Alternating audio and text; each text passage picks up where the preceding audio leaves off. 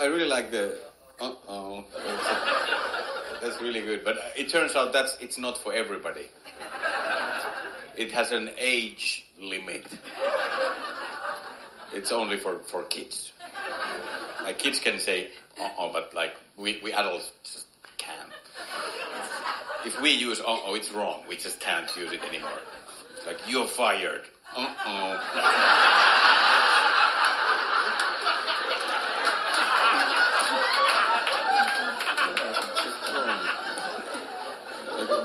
Where were you last night? Uh-oh.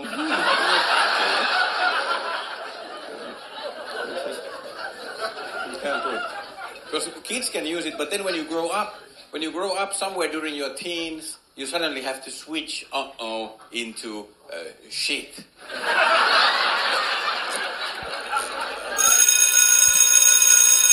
Good morning. It's Tuesday, Ayn Rand Tuesday, November the 7th, and this is The True Conservative. Welcome to all the butchers, bakers, and candlestick makers out there. I'm Ron, your host, and the only true conservative in the United States today. So today, after the Serenity prayer and Armik, we will have no free lunch, rules for radical conservatives, rules for retrogrades, rules for patriots, bishop-barron, Ayn Rand quote of the day, my take, government rights, neutrality, sue the city, and let's see, Byron Donald Trump, and the latest installment from Ayn Rand's book, Philosophy, Who Needs It?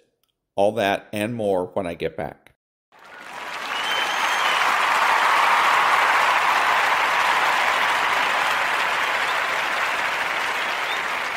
God, grant me the serenity to accept the things I shouldn't change, the courage to change the things I should, and the wisdom to know the difference. Amen.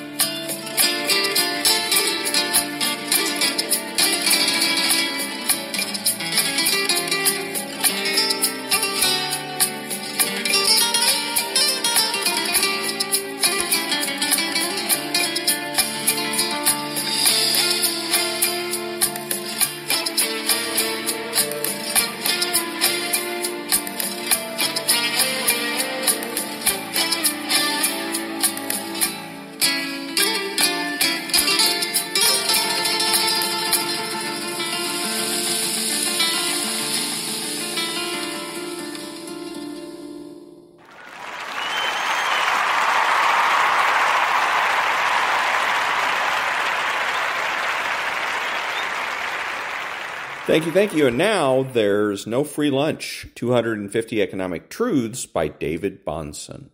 Make the building of a free society once more an intellectual adventure, a deed of courage.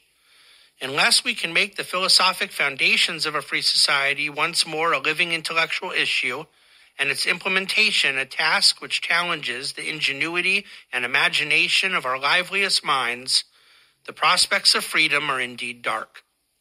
But if we can regain that belief in the power of ideas, which was the mark of liberalism at its best, the battle is not lost. F.A. Hayek. I can honestly say that when I first read this from Hayek decades ago, my life changed. An intellectual adventure indeed. No quest can bring about more flourishing of the human spirit than to succeed in a deed of courage. And those who would engage the intellectual battle against all odds for the liberal society will certainly require courage. But ideas rooted in truth make possible human flourishing. And the tenets of freedom, voluntary exchange, individual responsibility, and the dignity of mankind created in the image of God are all rooted in truth. Ours is an intellectual and moral adventure indeed. And that was There's No Free Lunch by David Bahnsen. Back in a minute.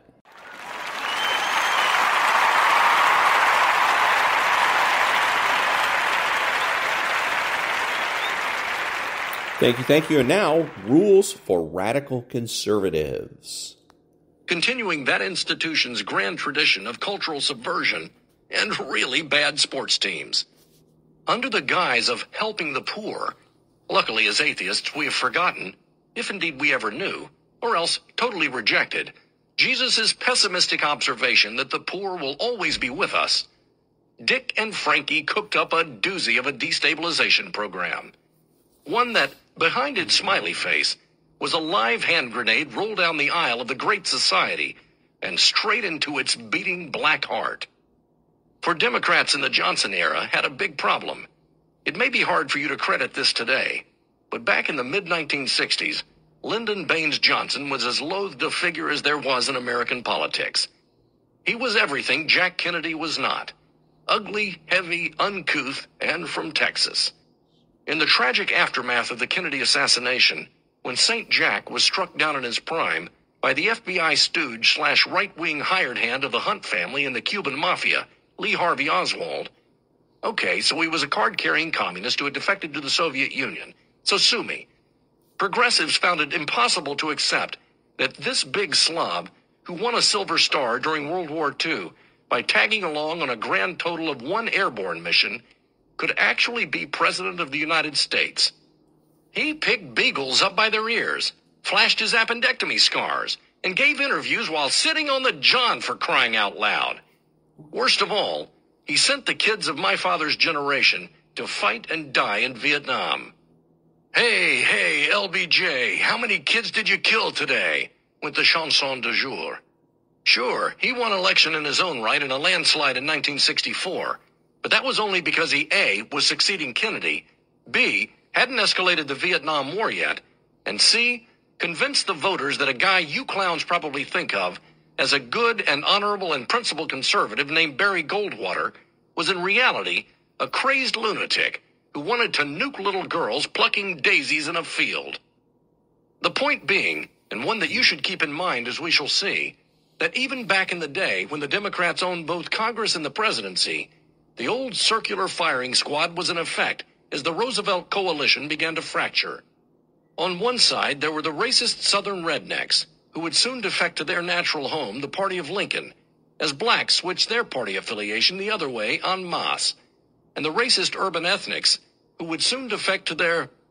Well, okay, they mostly didn't defect, except when they became Reagan Democrats. On the other hand, you had the Frankfurt School types, the intellectual Frank Terreur who made it their mission to bring down the country that had saved many of them from the Holocaust, the Ivy League chin pullers, and increasingly the media, which began to see its mission not just of natural opposition to whichever party was in power, but to actually advocate for the left, as if they were the lawyers that so many reporters wished they could have been. Yes, the far-left progressives despised Johnson. As a card-carrying group of intellectuals, We hate people who talk with Southern or Midwestern hillbilly accents, preferring the plummy tones of the Mid-Atlantic, if not the downright honk of the Lower East Side and the bray of Boston. We're the ones who are always lecturing you lot never to judge a book by its cover. That would be profiling. But rest assured that we judge you that way all the time. Why, with one look and just a brief snatch of conversation, I could probably peg your politics in an instant. So don't try to fool me. We egalitarians are nothing if not snobs.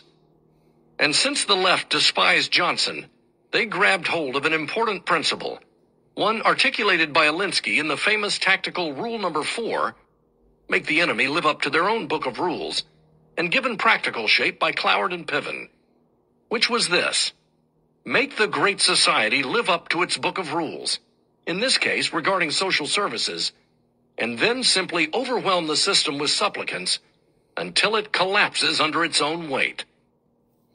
And that was the next part of Chapter 10, Rules for Radical Conservatives, by David Kahane. Back in a minute.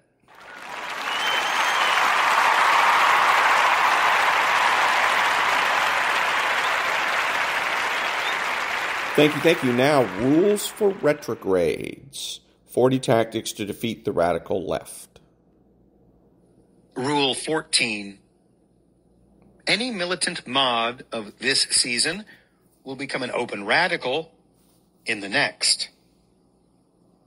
The development of a militant mod into a radical is merely a question of when, not if. That is, militant mods are typically radicals in training. They're waiting for something. The primary denizen of this class is either the left-of-center Christian moderate, who has elevated his politics above his religion, or the milder-mannered secularist who identifies quietly left-of-center without explaining how left-of-center. Either way, the militant mod is a coward. Think of it this way. Why would any honest person strike a middle ground on an issue like abortion, for example? As always, abortion proves the rule. As has been pointed out so many times before, abortion either maliciously destroys an innocent life or it does not. The principle of the excluded middle won't apply here. There are no possible shades of gray on this issue. Yet, a militant mod often operates, works, or socializes in conservative-ish territory, whereupon open association with the pro-abortion cause would create no small amount of personal inconvenience, the bête noire of both militant mods and mod cons. Accordingly, the militant mod refuses to cede an inch to strong anti-abortion argumentation, while simultaneously abstaining from owning the opposite position. He's forced into an idiotic no man's land, for which he resents not the radical, but the retrograde, whom he already views as his enemy, secretly. Think of a third down and long situation in football. The offense knows it cannot score from the current field position, or even gain a first down, but still does not want to lose yardage before punting on the following down. In fact, the offense will be twice as determined not to lose yardage. Imagine militant mods waiting wistfully for their opportunity to embrace openly their leftism. They'll never cede ground, because in their dawdling, they already feel sufficiently disloyal to their fellow lefties. Insecure, they refuse to lose any additional yardage in the meantime. They make for surprisingly staunch debaters, one of the many paradoxes of militant mods. One of the best tells of a militant mod from a true mod is the object of their resentment. The latter retains an open mind and won't turn unilaterally bitter against retrogrades. Conversely, the resentful, cowardly militant mod always blames the retrograde and never the radical. It's both a categorical rule of the universe and a reliable tell. There is at least one more sort of militant mod, however, the actual centrist. Whereas the mark of the first sort is his cowardice, the mark of this sort is his relativism. Whereas the first group makes relativistic claims rhetorically, regarding his own claims incredulously, some militant mods actually believe that both sides of the debate can be right at the same time. These are the militant mods who are true believers in centrism. Logic may not be on their side. These are the dupes of the dictatorship of relativism, but honest belief seems to be. As such, they won't blame retrogrades as aggressively as the first sort of militant mods. But militant mods, they still prove to be. The belief in logical impossibilities embattles their intellect and will, eventually turning it against the retrograde. Proceed very carefully. And that was Rule 14 from Rules for Retrogrades, 40 Tactics to Defeat the Radical Left by Timothy and David Gordon. Back in a minute.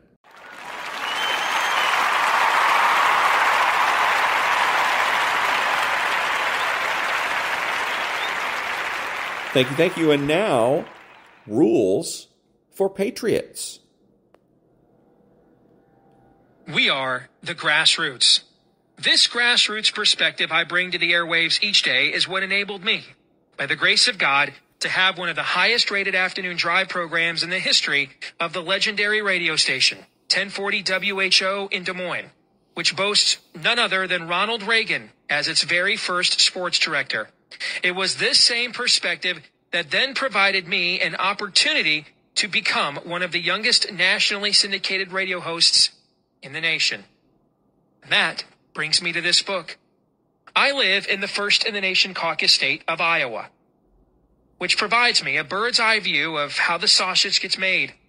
I get to meet people and many of the politicians, pundits, consultants, journalists, and movers and shakers you see on TV or read about. I've been wooed by presidential candidates driving their tour buses down my residential street, calling my house, or taking my wife and I out to dinner. I get to see the process from the inside, warts and all.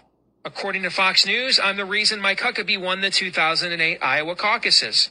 That may at least be slightly overblown, but I'll happily embrace the publicity nonetheless. Seeing politics played out on a national level in my own backyard has provided me a unique opportunity to learn from some of the best and the worst, to see what works and what does not, to see why candidates falter and fail and why they thrive and succeed. Many of my friends have run for public office, everything from school board to Congress. Several of them have been elected. Therefore, I've seen not only what the liberal media will do to discredit us, but also what the treacherous Republican Party establishment is capable of as well, like what they did to my friend Joe Miller in the 2010 U.S. Senate race in Alaska. On my show, I had given a nickname to these people, Republicrats. The only difference between these people and Democrats is who the taxpayer's check gets written out to. The Democrats want to fill the coffers of their union buddies, all in the phony name of job creation. Republicrats prefer to line the pockets of their crony capitalist buddies and call it economic development. But make no mistake, regardless of who the check gets written out to, both sides are running the same gangster government scam on the American people. In my home state, I saw a promising young conservative named Matt Schultz abandoned by the party establishment when he chose to take on the heir of one of the Democrats' most prominent families for Secretary of State in a bid to clean up election fraud. Being excommunicated from the Republican inner circle forced Schultz to actually run an aggressive, lean and mean, issues-based campaign. In other words, it forced him to bypass the milquetoast platitudes Republicans normally serve up and go with the red meat that draws clearly defined distinctions between Republicans and Democrats instead. I watched him use some of the tactics you'll be reading about later in this book. As a result, he pulled off the biggest election night upset in my state in 2010. On the other hand, several other candidates embraced by the party establishment lost winnable elections. Schultz is now a rising conservative superstar you will likely hear more from nationally one day. And he doesn't owe anybody anything. I should probably mention the Democrat he defeated was one of the first hires of the new Republican governor of my home state. I'll give the ruling class credit for one thing. They close ranks in a hurry and always have one another's backs. As a talk show host, I make a career out of drawing clearly defined distinctions between what I believe and what I don't. As one of the most respected men in my industry once told me, don't ever moderate. The best guys in this business are the ones that stay hard right and tell people what they really think. By the grace of God, I plan on making a career out of taking that advice. But my show is a little different in its approach to drawing those differences. Unlike a lot of other talk shows, I don't focus exclusively on venting about the lunacies of liberalism. There is another political party that has enshrined in its platform the ideals and virtues that made these United States the most blessed and feared nation in the history of creation. That would be the Republican Party. And as long as those ideas and virtues are in its platform, then the Republican Party has a responsibility to uphold, defend, and advance them.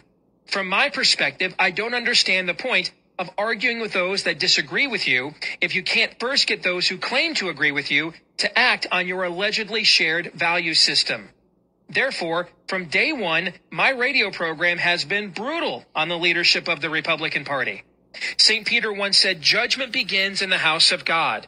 Similarly, freedom, liberty, and morality in the public square begin with the political party that claims to stand for those cornerstones of our republic.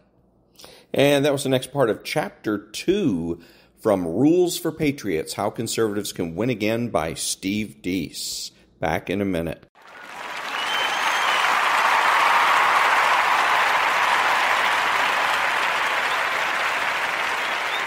Thank you. And now, Bishop Robert Barron. Your being increases in the measure that you give it away. Put that on your refrigerator. Live by it. Every instinct in us says, no, take things to yourself. Hang on to them. Hoard them.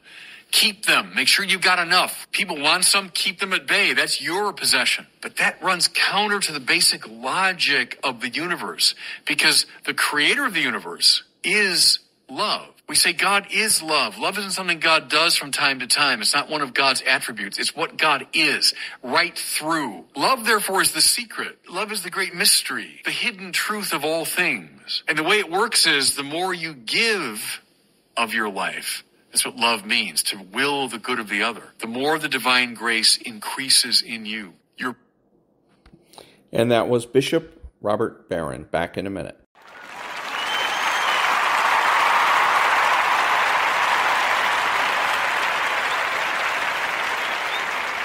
Thank you. And now the Ayn Rand quote of the day. Quote, "Capitalism has been called the system of greed. Yet it is the system that has raised the standard of living of its poorest citizens to heights no collectivist system has ever begun to equal." Unquote. Back in a minute.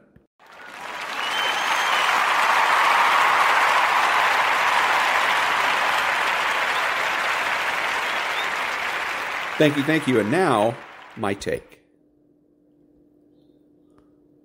34,008 right now. That's the markets. And now this. 1 year from the election. This is political reality. Biden's base is fracturing and shrinking. Trump's base is solid and growing. Let's start with that now infamous New York Times poll. 22% of black voters support Trump. He only won 8% 3 years ago. They are fleeing the Biden coalition. If the vast majority of black voters do not support Biden, Biden can't win. Biden's losing the Hispanic vote as well. In Arizona, Michigan, Nevada, Pennsylvania, Wisconsin, he leads Trump by single digits. Usually the Hispanic vote is 30 points up for Biden. People of color have given Biden 70% of their vote. That was in 2020. The Times poll shows that's now down to 54%. That's for non-white voters without a college degree. Young people, well, they've long soured on Biden. 71% think he's just too old. And then there's the Jewish vote.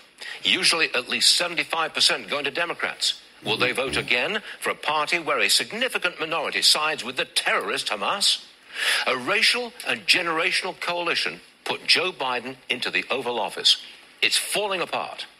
Trump's picking up the pieces. Despite all the court appearances and the frenzied, hysterical opposition in the media, he wins recent head-to-head matchups. He does. CBS News, Trump leads 51-48. The Messenger, 51-49. This shows how solid Trump's base is and that it is growing. The Democrats know it. They can't win with the Biden-Harris ticket. That's why the most important political story is going to be how they get them out and who takes their place. Second hour of Varney just getting started. So my take was heavy on polls. And polls can be very, very intimidating if you let them be. You got to remember, and you're going to hear them say, so many percentage, for instance, they said 22% of blacks support Donald Trump. Wrong. 22% of those blacks surveyed support Donald Trump. That's all they can, the only conclusion they can really draw. They cannot say that the number of people they've surveyed represent every black person or every black voter in the country. They can't. It's just impossible. So remember that. When you hear them saying, all Americans think, or 40% of Democrats say, in your mind you need to say 40% of those surveyed. Because otherwise it can be very, very intimidating. If somebody said to you, hey, I did a poll and I found out that 60% of Americans hate your guts. Wow, that's, let me see, there's 325 million Americans, that's a whole lot of people that hate your guts. But if I say to you, I did a poll and I found that of those surveyed, 60% hate your guts. That's a big difference. See, because they're usually surveying no more than 2,000 people. So I'd rather be hated by 1,000 than 100 million. Back in a minute.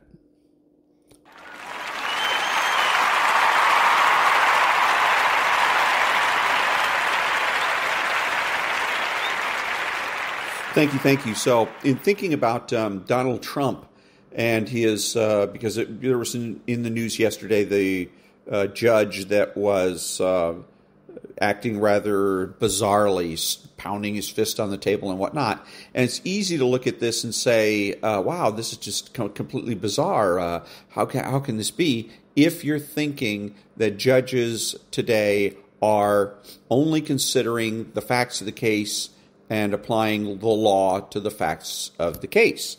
That's not what's happening in our country, and it hasn't been for a long time. The reason that the political opinions of a judge is important, whether it is a Superior Court judge or Supreme Court justice, is because of something called government rights. Herbert Crowley, back in 1900, was the one that came up with the idea of the government having rights. And we've been having the government rights creep. Let's put it that way, rights creep, where the government is having more and more rights, and more we have situations where the judges and justices are being asked to decide whose rights are paramount, the rights of the individual or the rights of the government. And what you have here with Donald Trump is exactly that. This judge is pounding the table and throwing a temper tantrum because he's bound and determined to make sure that the rights of the government are paramount and that the rights of the individual, in this case Donald Trump, are not. He even said so. He says, I'm not interested in anything Donald Trump has to say. And that's the confession that government rights trump Trump's rights, so to speak, to be rather punny about it. So now, this is wrong, obviously wrong, and it's wrong for two reasons. Number one, in a democracy, the government doesn't have rights, period. Number two is the fact that we have split rights, dual rights, creates instability in our country because, we have situations where we can't be certain how we should be able to look at a case and have relative certainty as to how that case is going to be decided. Because if anybody that can read, and if you can read the law and you can read the facts of the case, you should be able to say, okay, this is the way it's going to go. But in a government rights situation versus individual rights situation, then it's up for grabs. It depends on the political motivations of the judge or justice. Okay, and so that's, again, what's going on with Donald Trump. So when you see news about this, keep that in mind, that this is not a fight about whether the worth of his property. That's the subject matter. But what's really going on is underneath, and underneath is a battle about government rights. And I'm the only one that seems to realize that. Donald Trump doesn't talk about it. None of the talk show hosts that get paid millions of dollars talk about it, Sean Hannity, etc. So remember that. When you look at it from that standpoint, a government rights standpoint, that it starts to make sense. Also, with the government rights, the dual rights situation, again, our government becomes unstable, and I can't emphasize that enough, because again, of the unpredictability that you've got going on in this situation. What is it Lincoln said? A government divided or house divided against itself cannot stand, and that's what we have with government rights versus individual rights. Is we end up having a society that is divided against itself. The government has no rights, period, in a sentence. Unless we want to turn this country into a dictatorship like Iraq, in which Saddam Hussein had all the rights and the people had none, but nobody in this country is interested in doing that. So that means we need to restore individual rights, and we need to, every time we have a situation of somebody calling out, somebody is a government or a judge is trying to assert government rights, we need to call them out on it. And furthermore, where possible, we vote them out of office. Back in a minute.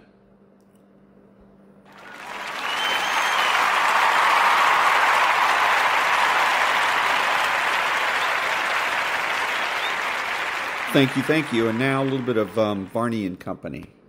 Israel. But Indiana Democrat and Muslim Representative Andre Carson says Tlaib deserves to be heard.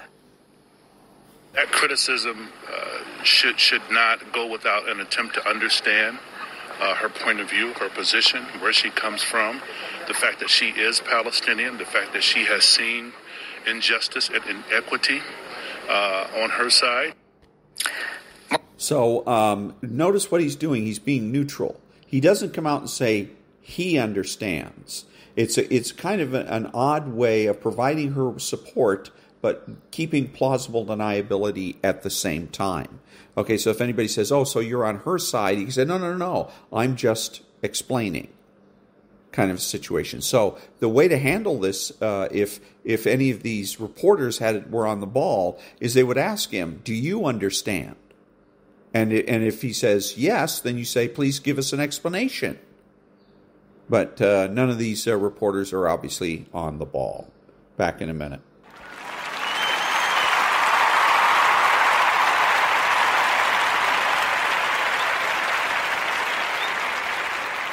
Thank you. So there's a lady that has an Airbnb, and she had a renter that was staying in her Airbnb for 575 days without paying rent. And so then she calls me and wants to start complaining and whining about how she can't get this woman out of there, and that there's certain laws or ordinances that are preventing her from evicting her, and what a hassle it is and how much money she's losing. And I said, hey, why are you telling me? Why are you telling me? What do you want me to do about it? What do you want my audience to do about it? Okay? Number one thing you should do is go get a lawyer. Go get a lawyer, sue the city, sue the lady that's in the that's violating the lease, or another thing that you can do also is get a lawyer and find out how you can legally evict her. You may not be able to evict her for non-payment of rent, but if she's misbehaving in various ways, if she's damaging the property, for instance, you're still able to go ahead and get her evicted for that. And I know that because I have a friend who lives in an apartment complex where 3 or 4 people were evicted. It took a while, took a few months for them to get them evicted, but they got evicted, and they got evicted for misbehavior. Coincidentally, these people were also not paying rent, but somebody was smart and decided, well, we're not going to go after them for the rent. We'll just keep an eye on them, and every time they misbehave, we'll write it down, and then eventually we'll go ahead and get them evicted, and that's what they do. So that's what I told her. I says, go get a lawyer, go get some political help, because get a political action committee, go join some group that is a lobbying organization, for instance. But there's no reason for you to call me and tell me or my audience about this, because what do you expect us to do about it? Okay, you're the one that has money. You're a businesswoman. You're making money from this Airbnb. Maybe you've got several Airbnbs that you're making money from. And then the other factor is voting. You voted these boobs in, and now you're reaping the consequences, so to speak. So you sow the wind and you reap the whirlwind, so to speak. But yeah, I'm tired of listening to people whine and complain about this, that, or the other thing, that there's nothing I can do about it, or my audience. My audience can't do anything about it. Go hire a lawyer. You got bums sitting in front of your business? Get a lawyer and sue the city. But no, they don't want to do that. So, well, then you're on your own. Back in a minute.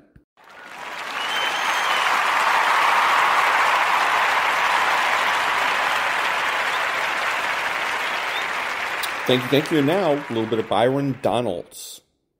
We have a president right now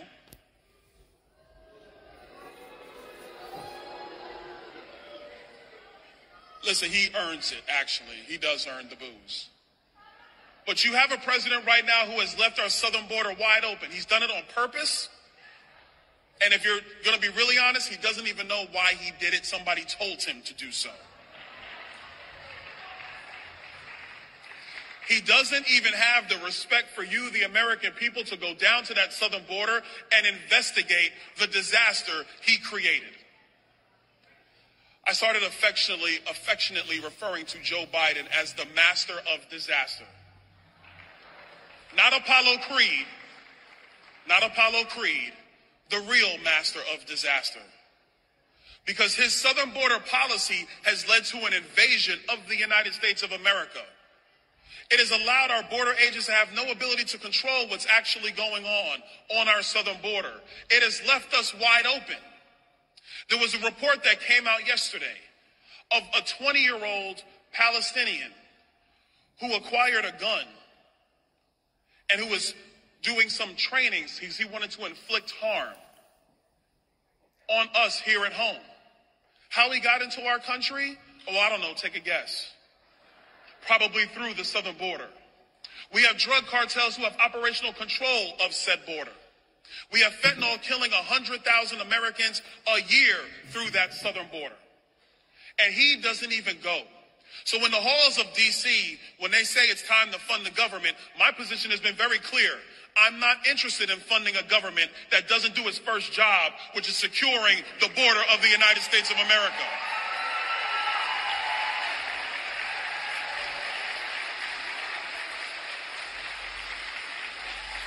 And I got a special message. I have an extra special message for my colleagues in the Senate, Chuck Schumer and Mitch McConnell.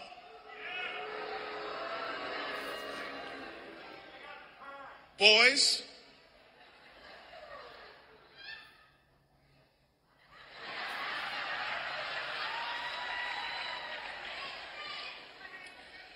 my mom is probably going to see this recording, so I will. Boys, FAFO.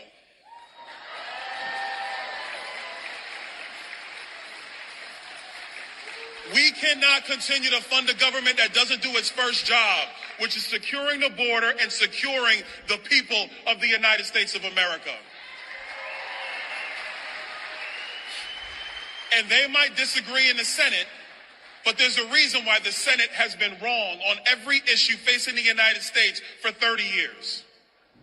The time has come for new leadership in Washington. The time has come for the people of this country to speak through their representatives to actually get the job done, to actually get the business done, and not say, oh, we got to wait for another election. Oh, we're only 1/2 of 1/3 of the federal government. We ain't got time for that no more. Don't believe me? Ask Eric Adams, the mayor of New York. Don't boo him too much. We'll do that next election cycle. But right now, they're talking to Joe Biden in the White House. And very quietly, they're saying, you know, you got to fix this southern border thing. This thing's a problem for us. They're taking kids off of soccer fields in New York to build shelters for migrants. They're bringing in translators into classrooms so young black kids and young white kids and young Hispanic kids who were already locked out of the classroom for 2 years in New York City are only going to fall further behind. Back to Mitch and the Senate Republicans. If you don't see that now is the time to squeeze this president and secure the border, I don't think you'll ever see it.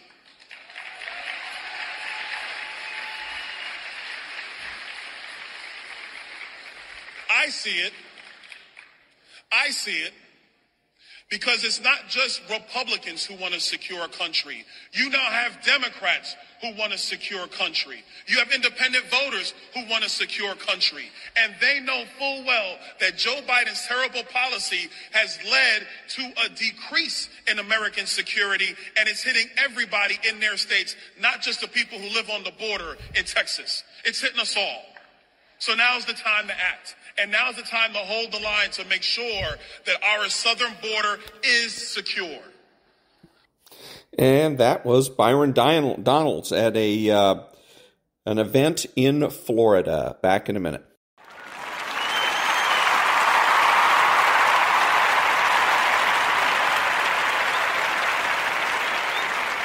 Thank you. Now, a little bit of former President Donald Trump.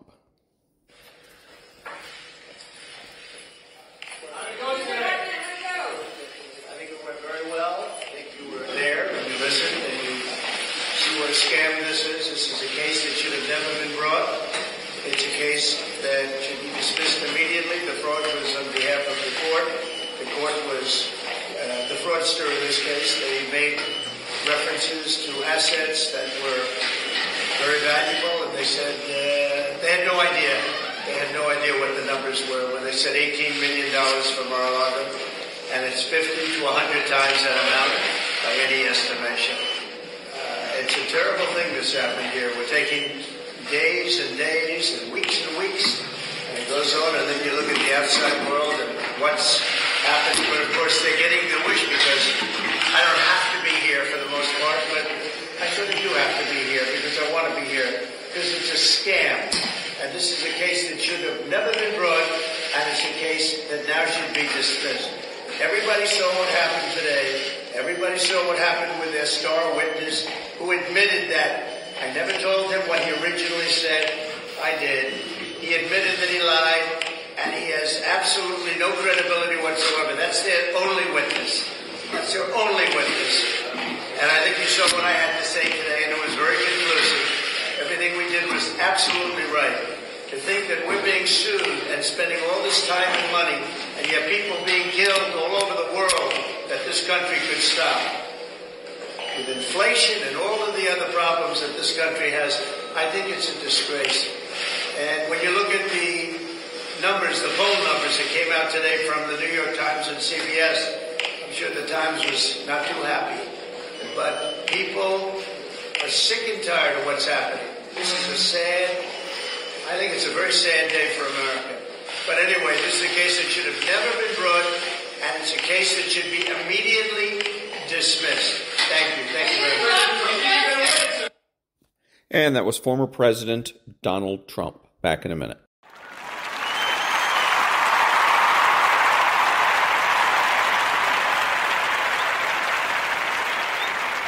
Thank you. And now, the next installment of Philosophy Who Needs It by Ayn Rand.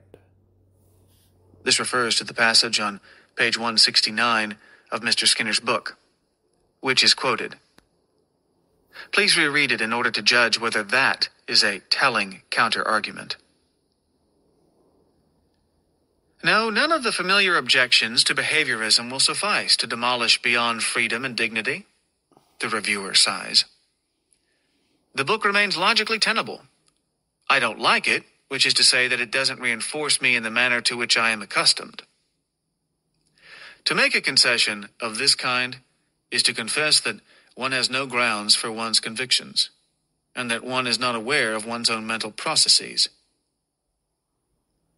The concession is followed by an odd statement. But for the moment, the only retort that I can think of is that conceived by Dostoevsky's Underground Man, to deliberately go mad to prove that all behavior cannot be predicted or controlled. But such a response might not prove very useful to me or the culture, so we may indeed be trapped in a Skinnerian maze. What is odd here is the fact that the quotation from Dostoevsky's Underground Man is not a retort the reviewer thought of spontaneously. This very quotation is discussed by Mr. Skinner on pages 164 and 165 of his book, and is properly dismissed. At first glance, the review creates the impression that it was written by an earnest intellectual who struggled desperately against the necessity of accepting a totalitarian state, but failed to find counter-arguments and gave in, reluctantly, to the power of unanswerable logic. After one has read the book, one asks, is that the reviewer's case? Or is it the case of a man eager to convince us that Mr. Skinner's thesis is unanswerable? The review in the New York Times Book Review, October 24th, 1971, is different. It is unfavorable. It declares that Skinner has a secret motive, a hidden agenda, which is unknown to him but known to the reviewer. The actual text of Skinner's new book reveals a man desperately in search of some way to preserve the old-fashioned virtues associated with 19th century individualism, in a world where self-reliance no longer makes sense. Which virtues? Hard work, believe it or not. First, behavior control appears to him a way to get people hard at work again in an age where indolence is rife. If hard work is the essential characteristic of individualism, then the Nazi and Soviet forced labor camps are examples of individualism unmatched in the 19th or any other century. But there is no discussion or advocacy of hard work in Mr. Skinner's book, and nothing to justify the allegation that this is his first concern. This hidden agenda can first be detected in the way Skinner talks about controlling behavior. All his attention is centered on situations where one person is being controlled. He employs such phrases as a person's behavior or operant conditioning of the subject. He seldom refers to different controls for different kinds of social groups. Even Mr. Skinner does not deserve a reviewer of this kind. Many people are unable to deal with metaphysical questions, but this one is militantly aggressive about it. He is so rabid a collectivist that he will not tolerate any concern with the individual, even for the purpose of destroying him. He does not see that if his own beliefs are to be put into practice, it is Mr. Skinner who is laying the necessary foundation. If a doctor stated that man needs food and were criticized as follows, which man does he mean, Smith or Jones?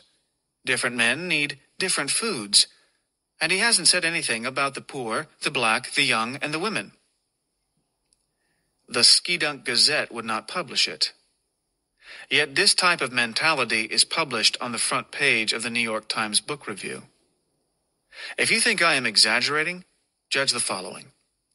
The reviewer picks on a passage in which Mr. Skinner attempts to teach us behaviorist language by describing a young man's emotional states in behaviorist form, e.g., Mr. Skinner translates, he feels uneasy or anxious, into, his behavior frequently has unavoidable, averse consequences which have emotional effects. The reviewer's comment? But, Professor, there's a war on. Why aren't you talking about the social cause of his behavior? Why do you treat him as if he lives in a vacuum? Mr. Skinner is not only too individualistic, the reviewer claims, he is also too rational. While Heisenberg contemplated the unpredictable behavior of matter, Skinner insists that we must find unambiguous facts about human behavior. The difference is between wanting to explore the world as it is and wanting to possess knowledge. The possession of knowledge, of hard facts, you can act on, is an echo of 19th century positivistic science, just as Skinner's beliefs are an echo of that century's small-town society. If the possession of knowledge is unattainable, what do you acquire when you explore the world as it is? And why do you explore it? What is a soft fact? What do you act on when you cannot act on knowledge or facts? That review may be an example of such action. But I shall borrow a phrase from Noam Chomsky's essay and say that these are questions which I happily leave to others to decode. The Daily Times reviewer may be taken as typical of the present. A frightened liberal trying to convince us and himself that Mr. Skinner's totalitarian state is the wave of the future. But the Sunday Times reviewer is the future of Mr. Skinner's theories, their successful product and embodiment, who has been molded by the contingencies of reinforcement in our universities, who sees reason, individualism, and autonomy as incontrovertibly non-existent, sees no point in arguing about them, sees nothing beyond the range of the immediate moment, regards Mr. Skinner as old-fashioned, and goes on from there. If you have read The Fountainhead, you will understand the relationship. He is the Gus Webb to Mr. Skinner's Ellsworth Toohey. The Times chose the publication of Beyond Freedom and Dignity as an occasion to go beyond B.F. Skinner. A different push in the same direction was provided by Time magazine. The headline on its cover, September 20th, 1971, announced, B.F. Skinner says, "We can't afford freedom."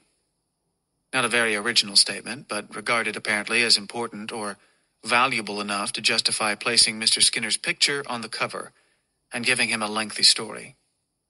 The story, however, is flattering only in its length. Otherwise, it is non-committal and empty, playing both sides of the fence in the safe, modern manner, i.e., praising Mr. Skinner and insulting him by quoting his enemies. If you wonder what motives could bring Mr. Skinner to his theories, what frustration could lead him to so profound a hatred of mankind, and who would be his first victims, the Times story offers 3 passages that provide eloquent clues. The first is a quotation from Mr. Skinner's novel, Walden 2. The speaker, Time explains, is T.E. Fraser, a character in Walden 2, and the fictional founder of the utopian community described in that novel. He is also an alter ego of the author. The quotation, "I've had only one idea in my life, a true idée fixe. To put it as bluntly as possible, the idea of having my own way. Control expresses it, the control of human behavior. In my early experimental days, it was a frenzied, selfish desire to dominate. I remember the rage I used to feel when a prediction went awry. I could have shouted at the subjects of my experiments, 'Behave, damn you! Behave as you ought.'" The second passage deals with Mr. Skinner's youth. In his college days, he wrote short stories and sent 3 of them to Robert Frost, who praised them warmly. That encouragement convinced Fred Skinner that he should become a writer. The decision, he says, was disastrous. In his own words, he failed as a writer because he had nothing important to say. The third passage is about Twin Oaks, a real-life commune founded on a farm in Virginia and governed by Skinner's laws of social engineering. Private property is forbidden, except for such things as books and clothing. No one is allowed to boast of individual accomplishments. What is considered appropriate behavior, cooperating, showing affection, turning the other cheek and working diligently, is, on the other hand, applauded or reinforced by the group. The favorite sports are cooperation volleyball and skinny dipping in the South Anna River. False modesty is another of the sins that are not reinforced. And there is plenty of folk singing and dancing. In regard to the consequences, after starting with only $35,000, Twin Oaks, 4 years later, still finds survival a struggle. The farm brings more emotional than monetary rewards. Members would find it cheaper to work at other jobs and buy their food at the market. Beyond economics, there are serious psychological problems at Twin Oaks, and few members have stayed very long. Emotional rewards. Turnover last year was close to 70%. The ones who leave first, in fact, are often the most competent members, who still expect special recognition for their talents. Competent people are hard to get along with, says Richard Stutzman, one of Twin Oaks' trained psychologists. They tend to make demands, not requests. We cannot afford to reinforce ultimatum behavior, although we recognize our need for their competence. When they leave, the community not only loses their skills, but also sacrifices a potential rise in its standard of living. For my comments on this, see Atlas Shrugged. The cultural establishment has pushed Beyond Freedom and Dignity to the bestseller lists. The most dangerous part of its potential impact, particularly on young readers, is not that the book is convincing or eloquent, but that it is so bad. If it were less crudely irrational and inept, a reader could give the benefit of the doubt to those who were taken in by some trickily complex arguments. But if so evil a thesis as the advocacy of totalitarian dictatorship is offered in such illogical, unconvincing terms, yet is acclaimed as important, what is one to think of the intellectual and moral state of our culture? A rational reader may become paralyzed, not by fear. Fear is not his psychological danger, but by disgust, contempt, discouragement, and ultimately, withdrawal from the realm of the intellect, which perhaps is Mr. Skinner's hope. But before you draw the malevolent universe conclusion that falsehood always wins over truth, or that men prefer irrationality to reason, and dictatorship to freedom, and therefore, what's the use? Consider the following. Human Events, January 15th, 1972, reports that the National Institutes of Mental Health had granted $283,000 to Dr. B.F. Skinner, which apparently financed the writing of his book. The New Republic, January 28th, 1972, gives some details. The Skinner Grant was one of 20 Senior Research Career Awards, that is, plums for scientific leaders in mental health across the board, rather than a unique grant. The particular award was made for the purpose of integrating and consolidating Skinner's findings and considering the application of the science of behavior to the problems of society.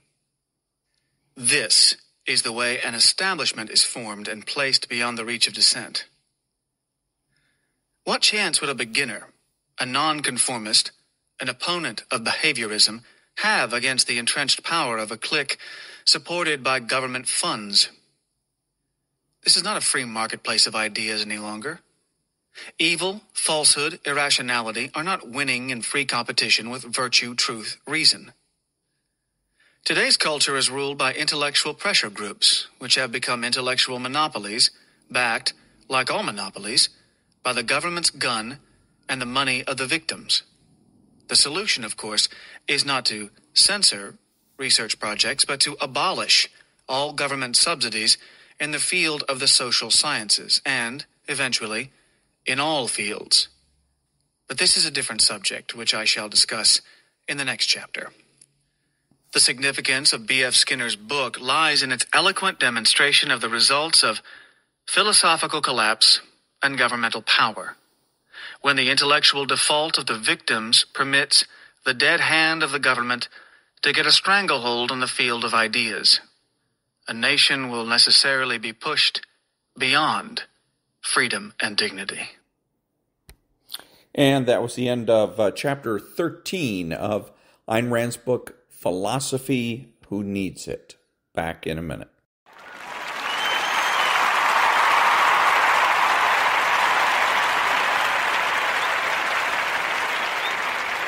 Thank you. This is Ron, your host, the only true conservative in the United States. Today, bidding adios to all the butchers, bakers, and candlestick makers out there, and reminding you to be honest, smart, and beautiful, and remember that the left has no authority, no power, and they can't win.